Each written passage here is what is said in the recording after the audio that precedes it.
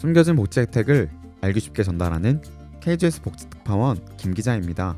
50대에서 60대에 요양보호사 도전하시는 분들이 많습니다. 하지만 자격증을 취득하고서도 많은 분이 열악한 근무 환경과 업무 과중에 비해서 낮은 보수로 인해 일을 중간에 그만두시는 분들이 많은데요. 실제로 근무 현장에서 폭언을 듣거나 가사도우미처럼 취급받는 경우가 많다고 합니다.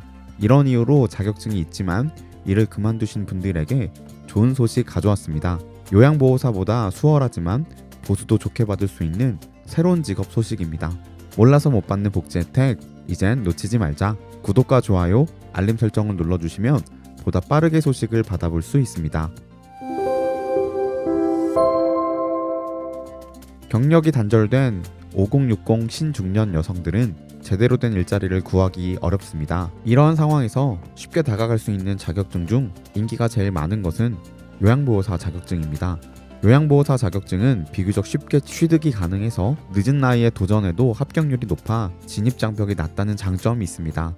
하지만 워낙 요양보호사의 열악한 환경과 업무 과중 때문에 많은 분이 취업하고 몇 달이 지나지 않아 관두는 분들이 매우 많다는 통계가 있습니다. 국민건강보험공단에 따르면 2020년 기준 약 83만 7천여 명이 요양보호사 자격증을 취득했지만 현장에서 활동하고 있는 요양보호사는 단 1만 6,500명밖에 되지 않다고 합니다. 요즘 이런 요양보호사 자격증을 가진 분들이 하기에 업무 환경도 좋고 보수도 좋은 병원 동행 서비스가 큰 화제가 되고 있습니다. 우리나라는 2025년에는 초고령 사회 진입이 예상된다고 하는데요.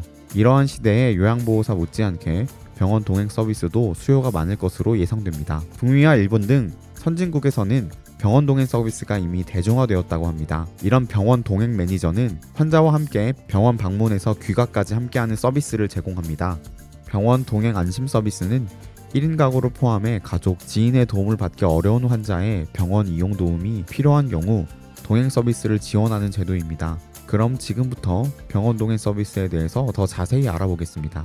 병원 동행 서비스는 보호자가 환자와 함께 병원 동행이 어려운 분, 몸이 불편해 도움이 필요한 1인 가구 환자와 함께 동행하는 서비스입니다. 이 서비스를 이용하면 스스로는 움직이기 힘든 아픈 환자분들, 보호자가 동행하지 못하는 환자들이 의사 선생님과 상담 및 진료를 받을 수 있습니다. 아직 우리나라에서는 생소하지만 해외에서는 이미 보편화되어 있는 서비스라고 합니다. 외국에선 거동이 불편한 노인분들에게 많이 이용되고 있다고 합니다. 병원 동행 서비스는 병원 갈 때부터 귀가까지 모든 과정을 책임지는 서비스입니다. 건강검진이나 수면 내시경, 일반 진료 등 동행이 필요한 경우 등 병원 동행 서비스가 필요한 분들은 누구나 신청할 수 있습니다. 이런 1인 가구 병원 안심 동행 서비스는 서울시에서 먼저 시작했고 경기도에서도 시범사업을 진행한다고 합니다. 서울시에서는 시범사업 진행 1년 만에 월 평균 이용자 1000명을 돌파하여 1인 가구가 겪는 의료 고충을 해소하는 데 어느 정도 역할을 한 것으로 보고 서비스를 확대하고 있습니다. 안산시, 군포시, 광명시, 포천시를 시작해 성남시에서도 시행할 예정입니다. 영상을 만들고 있는 지금도 각 지자체에서 시행 소식이 올라오고 있으니 확인해 보시면 좋겠습니다. 1인 가구 병원 안심 동행 서비스를 이용하는 분들의 만족도도 높고 동행 매니저님들의 만족도도 높다고 합니다. 앞으로 1인 가구가 해마다 증가하는 요즘 전국적으로 확대될 가능성이 매우 높아질 것으로 예상됩니다. 특히나 코로나19 사태로 인해 비대면 진료 및 방문이 증가하면서 더욱 주목받고 있습니다. 병원 동행 매니저가 하는 일은 병원 예약을 확인하고 고객님들과 일정을 조율하고 환자를 픽업하고 병원 예약 시간에 맞춰 병원을 방문하고 의사 선생님과 진료 및 상담 시간 동안 옆에서 지켜보면서 궁금한 점들을 여쭤보고 설명해드리는 업무를 주로 합니다. 또한 치료 이후 처방전을 받고 약국 가서 약품을 수령해 귀가까지 동행, 돌보는 일을 합니다. 그렇다면 동행 매니저의 급여와 자격 요건은 어떤 게 있을까요? 병원 동행 매니저분들은 시간당 2만원의 시급을 기본적으로 받고 있고 최대 월 240만원 이상의 월급을 받는다고 합니다. 요양보호사보다 업무 강도도 낮아 좋은 유망 직종이라 생각합니다.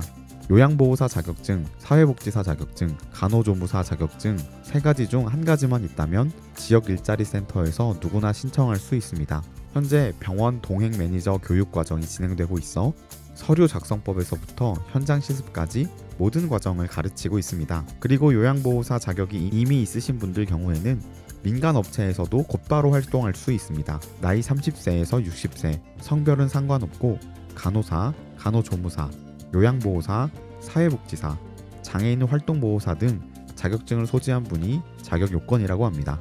서비스가 퍼져가는 만큼 병원 동행 매니저 선발 인원이 늘어날 것 같습니다. 이런 병원 동행 서비스를 이용할 수 있는 대상은 바쁜 일상 속 부모님과 자녀의 건강을 챙기기 힘든 현대인들에게 매우 유용한 서비스인데요.